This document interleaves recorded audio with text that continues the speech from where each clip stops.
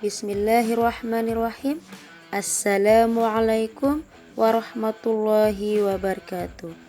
Halo anak-anak kelas 6, bagaimana kabar kalian? Ustazah berharap kalian masih tetap semangat belajar dari rumah. Pada video kali ini kita akan belajar tema 1, subtema 2, pembelajaran 3 dan 4, yaitu tentang perkembangbiakan hewan secara vegetatif dan pentingnya membiasakan musyawarah mufakat. Kita mulai dari yang pertama, pembelajaran IPA, perkembangbiakan hewan secara vegetatif. Secara umum, kita mengenal dua jenis perkembangbiakan pada hewan.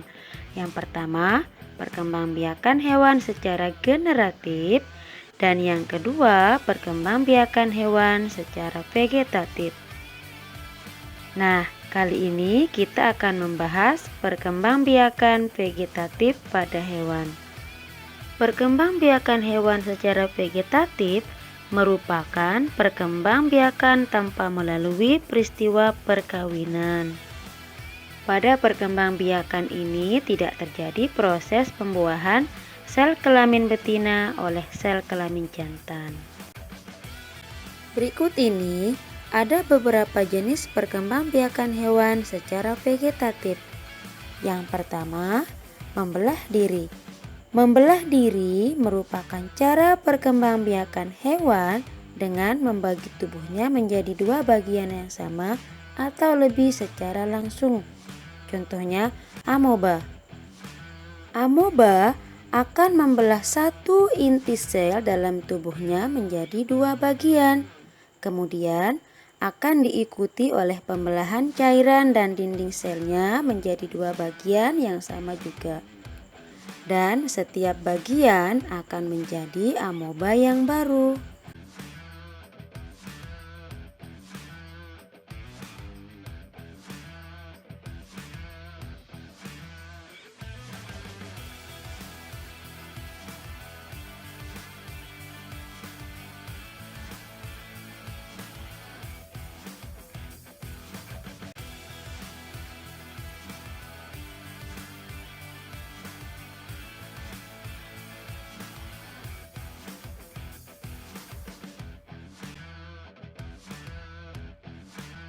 Yang kedua, tunas.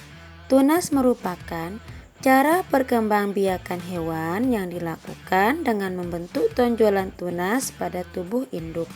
Contoh hewan yang bertunas adalah hidra. Hidra dewasa akan memunculkan tunas pada tubuhnya. Setelah tunas dewasa dan bisa menangkap makanan sendiri, tunas akan terlepas dan menjadi hidra baru.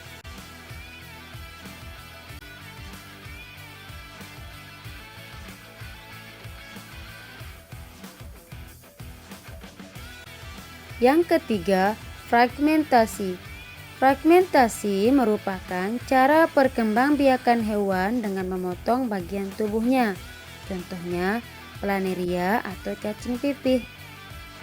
Cacing planaria akan memutuskan bagian tubuhnya. Misalnya, kalau kita potong menjadi dua bagian, maka potongan tersebut akan menjadi individu baru.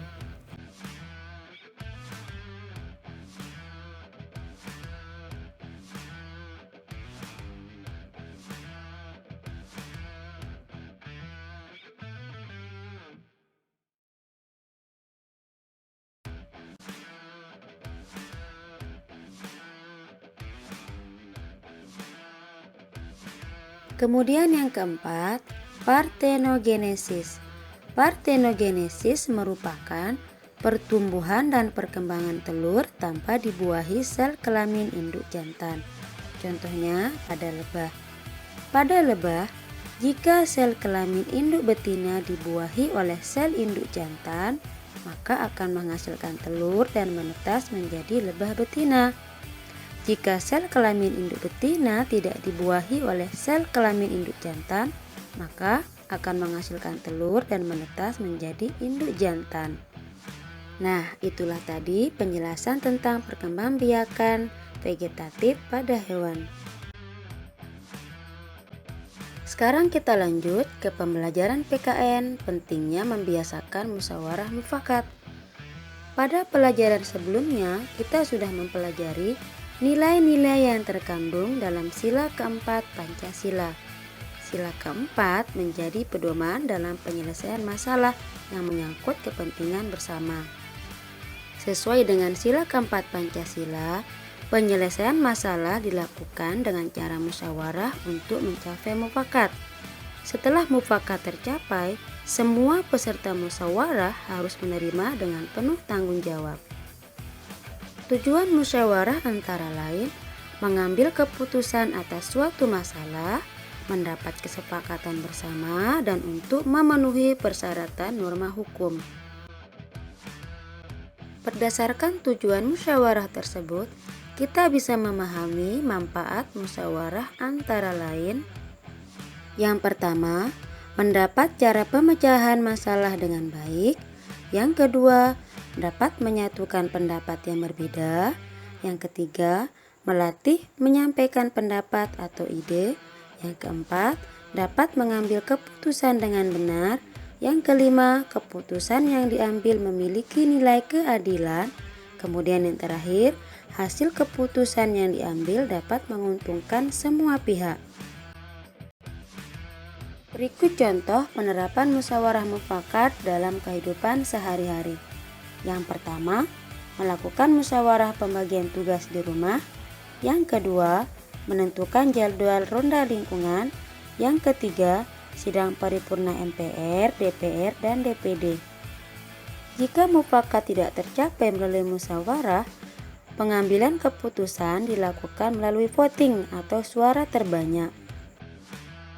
Demikian video pembelajaran kali ini, semoga bermanfaat. Terima kasih. Wassalamualaikum warahmatullahi wabarakatuh.